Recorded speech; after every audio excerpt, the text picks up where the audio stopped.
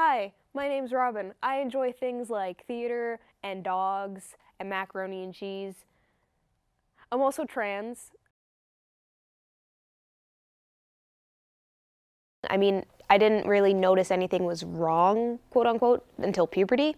But when I was younger, it's like you don't really realize that there's a difference between boys and girls because when I was hanging out with my friends, predominantly guys, it didn't really, we didn't really see any differences in each other. That's like the innocence of youth, which is great. Of course, you grow out of that when you hit puberty and things start changing.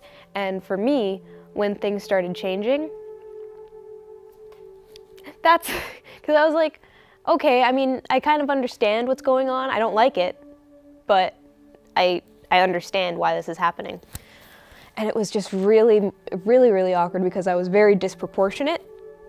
So it just made me feel even more self-conscious about it. But I was like, oh, all little girls must just hate their bodies during this time, right? I mean, that's normal. I was in so much denial, mostly because I was scared how people would react, how my family would react. So I would consider myself, during my years in high school before grade 11, I was in the closet because I didn't even want to speak the possibility of those words, like that being me, like no way.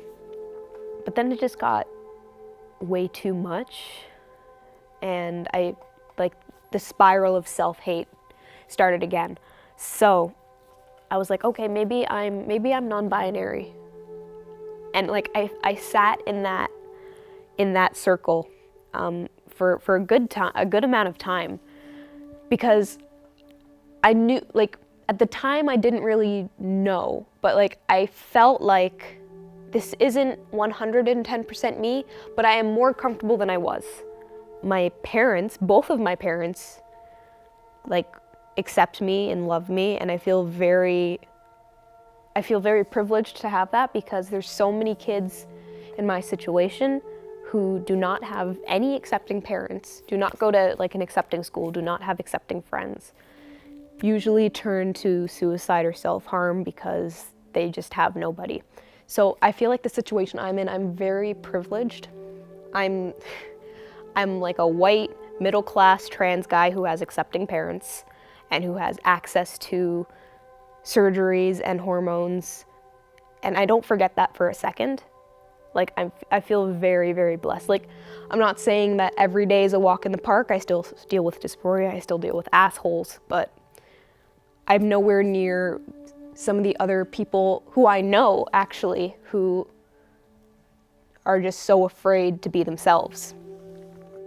And I feel like with the power that I have, it falls on me, but also falls on everybody else who's in a similar situation as me, who have this power to help, like, whoever we can and just be there for people.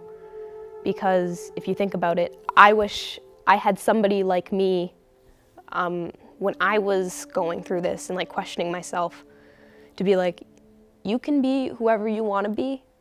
Like, if you feel more comfortable being this way, be that way. Don't be afraid, like, don't hold yourself back because of an inconvenience to other people.